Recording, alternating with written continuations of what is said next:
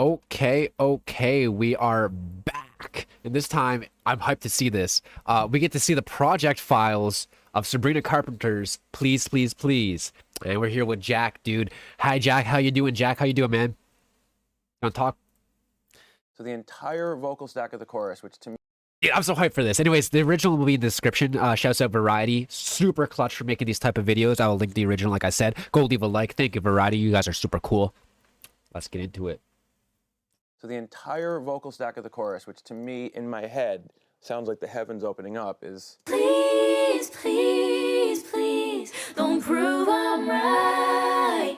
There's eight vocal stacks for that one, I think. And then they emphasize that one word. What word is that? Please? It's literally 8 vocals. And 3 of them barely count. Please, please, please, don't prove I'm right.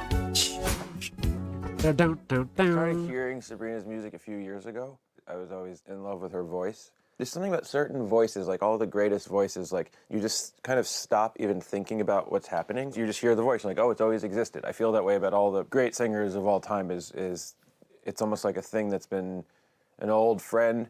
You don't sit back and dissect and be like, oh, how, and then all, you know, but it's just there and brilliant. So I was aware of that voice. I heard it, and That's true, dude. Some people are just blessed with like great tones and natural voices. Like that's just how it is. That's true. But that doesn't mean they know how to sing. You know what I mean? But Sabrina does obviously know how to sing, so it works out. It's not there and brilliant. So I was aware of that voice. I heard it, and there's not a lot of those voices. So when you hear one, you never forget it. And now it's become, in the context of my life, like an iconic. You can't escape it. In my life, because we sat there and we made Please, Please, Please, Lie to Girls and Slim Pickings all in that one day. Not finished, but the general feeling of those songs, and then all the writing and the general production done. And so we talked a lot about these references like ABBA and Jeff Lynne and ELO and the Beatles and Dolly, and how at any given moment it's utterly euphoric. You're like fucking roller skating with a disco ball, and then 5 seconds later you're weeping in bed, and then there's a joke, and it really is my favorite kind of music, which is music that is embodies the really artist, embodying what the human mind is actually feeling. The songwriting process was so fun because her and Amy Allen have a thing that is so magic and locked in. I caught that really quickly, and from that day when we made Please, Please, Please to everything we've made since, it's been this 3 of us figuring something out. Where are we going? And as soon as we have that magic moment where we know what it is, then there's a split off point where they just kind of go like this, working out. But who's Amy Allen? Her manager? I'm over here working out what I'm working out. So on a song like Please, Please, Please, I didn't touch a lyric. So there's this funny thing where they're working on lyrics and I'm running around the room just trying to find something special, which on Please, Please, Please, I think that moment was when I started doing like the bubbly like Juno things.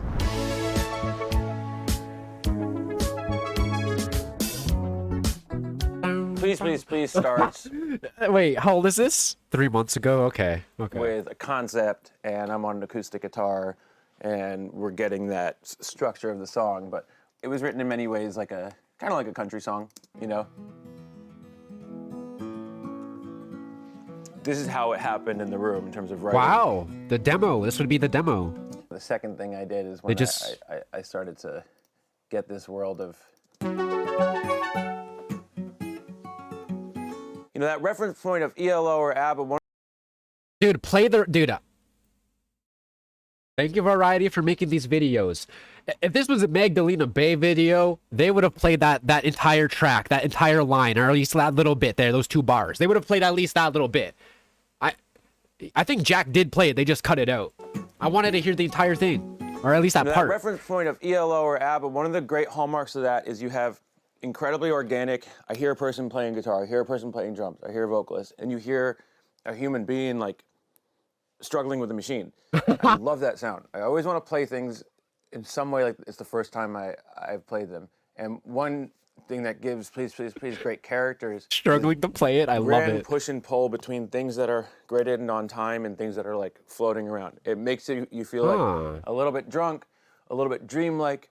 That interplay between hearing a human being very humanly playing an acoustic guitar, a full take all the way through, and then hearing a human being express humanity through a synthesizer by not, feeding MIDI, not feeding click. I'm playing an ARP, and this is a hallmark of the whole song, right? So if I have a super, super tight Lindrum. Oh, I didn't think of that. Like I never thought of it like in the way he's thinking of it, where it's like a natural, organic sound of a guy just playing a guitar layered with a more synthetic thing, a synthesizer.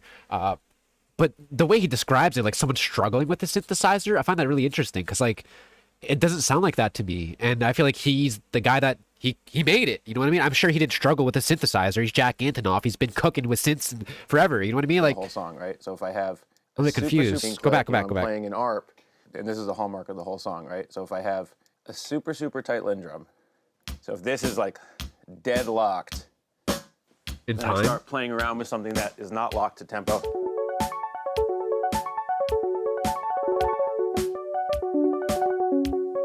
it is an arpeggio.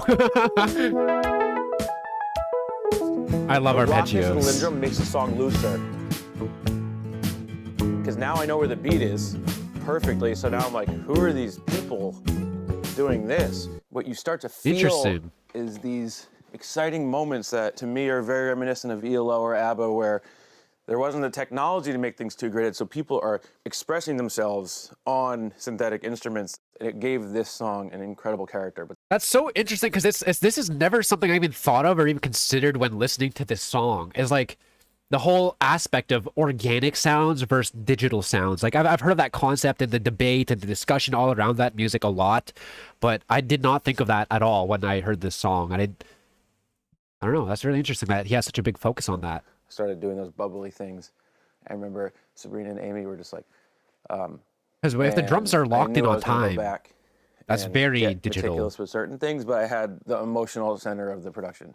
We all know in the room that it's got to be this huge chorus, this huge shimmering, classic, massive vocal stack. What's interesting about recording and about this song is there's actually very little going on. So what you really have is Please, please, please. you have one lead, and you have three Please, stacks beneath it. please, don't prove I'm So it's a 4-stack, but it's not. So this is the main vocal. please, That's a single? please. So essentially what I'm doing here is instead of using too much like reverb or delay, I'd rather just have someone do And he a few moves more it out of takes that I time. can spread out. You have 2 harmonies, doubled each. So the entire vocal stack of the chorus, which to me in my head sounds like the heavens opening up, is Please, please. They are a little bit time Don't shifted. prove I'm right. it's Nice. literally 8 vocals. And 3 of them barely count. And the only other thing I Why have does he going say on that? What's he doing with is those? I have that stack running through a copycat and a space echo, which I'm manipulating in real time. So the EQ of this, the tune, the pitch, it's all getting fucked with. If I got He's taken the complete wet version of the vocal and just got rid of the dry entirely. Really cool. Lindrum, and then I'm doing acoustics have and guessed. bass and synths like floating all around it, then okay, I got Sabrina's like pitch perfect, one of a kind, amazing vocal. Let me also run that vocal through a copycat and mess with the pitch. So it's like I don't know what playing plug in a with it. copycat is. Going in and I'm out guessing it's a doubler. of perfect pitch on the effects. To my ear, it further proves how brilliant her vocal is. Say that again. So wait, he's changing the pitch with copycat. So he's changing the pitch of some of the vocal layers, which I think helps bring out harmonies in general. I think that's what he's saying, but I don't think that's like a new thing. Playing with it. Like, you could do it all the same notes, but just different octaves and stack it. It'll sound great. But you could also like pitch shift it just a little bit, a few cents, 3 cents, 5 cents, and it'll sound more human. I'm guessing that's what he was trying to go for, right? There probably is the more human through effect. A copycat and mess with the pitch. So it's like playing with it. Going in and out of perfect pitch on the effects. To my ear, it further proves how brilliant her vocal is. 5 vocals and then 1 through a copycat and 1 through a space echo sounding like this. Please, please, please, don't prove I'm right. It's, Wow. What in my head I thought would be 20, 30, 40 tracks of vocals, you start to realize, no, that's it, because the impression of it being massive versus filling the sonic space to the absolute rim, if we're leaving all this space, right, then I like the idea that at one point we can completely go there. So it's only on the very last. Dude, I can't imagine. Like, there's a lot of vocal stacks there, but there's only like 4 happening, or he said 8 happening at a time, even though there's like, what, like 16 vocal tracks. I'm just thinking, like, if a vocal track had like 30 fucking layers and they're all singing at the same time, that must be a fucking nightmare to mix that. That must be a nightmare. Like, 30 vocal tracks all singing at the same time. Like, space, right? Then I like the idea I want to see that. At one point we can completely go there. So it's only on the very last line do you get, this like 15 stacks of vocals. well, the last line? Please, please, please. Oh. At that point, it's like, I feel like we've earned the right to blow it out. For as massive as it feels and sounds, I think the reason why it sounds that big is because we left a lot of space for the listener. The heart and soul of the song is this gridded drum and acoustic with her voice, the played bass, all these sort of drunk things going on. Please, please, please, don't prove I'm right. There's little moments I added just to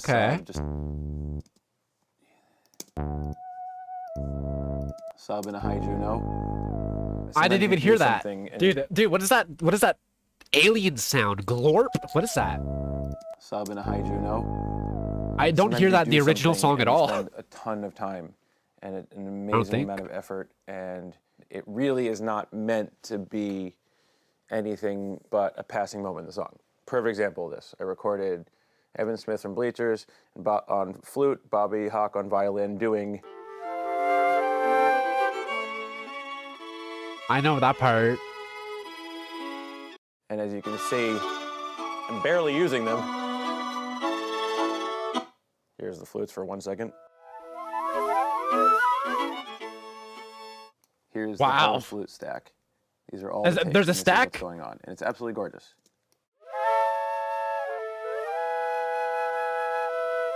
That's fire.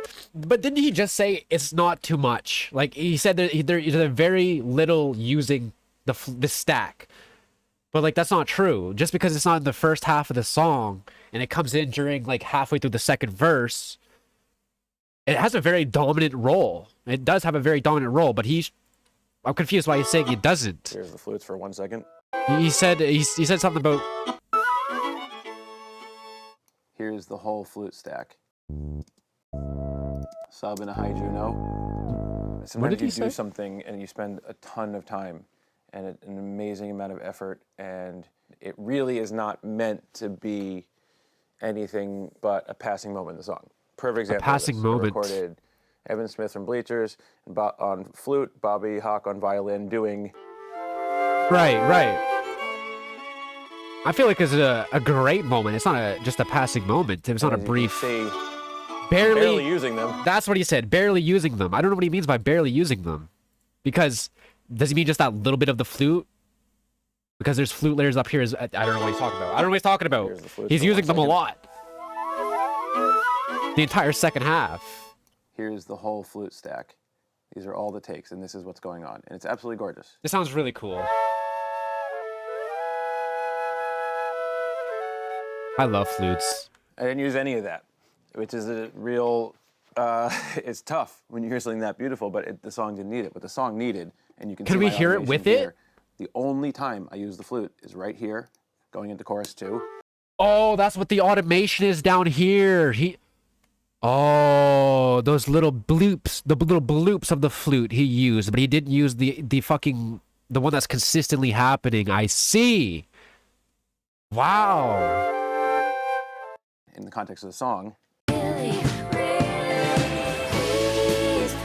Oh, okay. Yeah, it's the final chorus.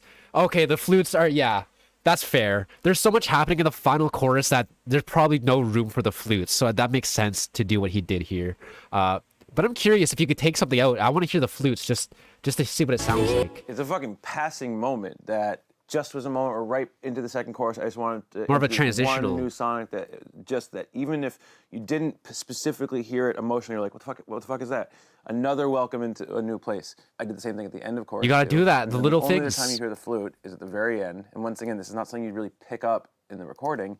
It just kind of rises up on the final outro. In context. And so that's a moment where it's like, I used do this hear element, it. this character just like flew across your head for 1 second, introducing you into another chorus. I just want, at the end of the song, almost like the end of a play, like everyone comes out and takes a bow, does every character just like say hi one more time? You don't think of Please, Please, Funny. Please as a big orchestrated string song. It's about her vocal. It is about her vocal, period. She's telling a story. But underneath But the it all, instrumental, come on, it's amazing as well. Like, these are really ornate moments in verse 2, which is not something, obviously your mind goes to the key change, but the first entrance of the strings, these, I call them Sgt. Pepper chugs just because the way they scratch. In context of the song, Sergeant what? Sergeant Pepper? I'm guessing that's a reference to something, but it does sound very army marching Sgt. Pepper band. chugs just because the way they scratch. In context of the song, Have a fun idea, babe. Maybe just stay inside. what you I don't really- hear I don't hear it at all in the song. I don't hear it in the song at all. I call them Sgt. Pepper chugs just because the way they scratch. In context of the song, Have a fun idea, babe. Maybe It's 'cause just it's stay layered so much. inside. what you really It's feel layered so much. in the song is the sputtering 16th note of the beat pickup. Most important is her voice, her lyric, and the key change. Have a fun idea, babe. Maybe just stay inside. But these little elements that just start to creep in, they do a thing to me that is really powerful, which is they create a space that honors how brilliant the listener is, right? You take them out, Well, thank the song you. works, song's great, but why not spend, 15 hours recording, orchestrating the best string, orchestration and flute parts, only to have this like absolute magic just come and go for 1 second. It's almost like a vote of confidence in your listener and yourself. And that Huh. theory extends, so